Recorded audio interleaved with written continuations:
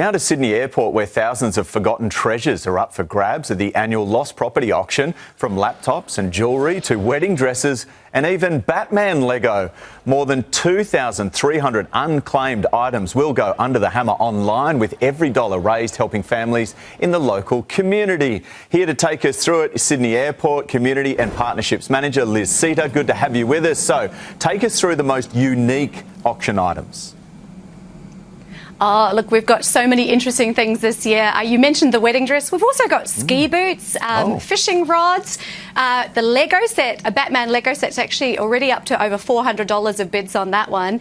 But so much of this stuff is like, we've got tech and jewellery, really high quality stuff. And do you know, I spoke to the auction house this morning and they told me the most popular bids have been on the gold jewellery, with the prices of gold going up.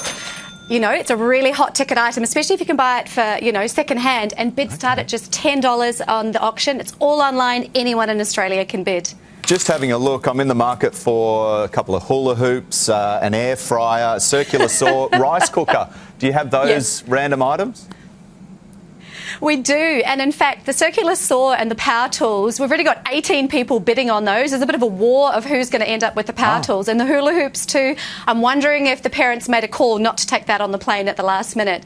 But I'm joining you from the T2 domestic lost property room. So this is the current lost property that's been handed in, and let me show you around. It all gets catalogued when it gets handed in to us at the airport. I thought I'd show you a little bit of what's recently come in. So we've got lots of hats. And there's plenty in the auction too if you want to get yourself a nice hat.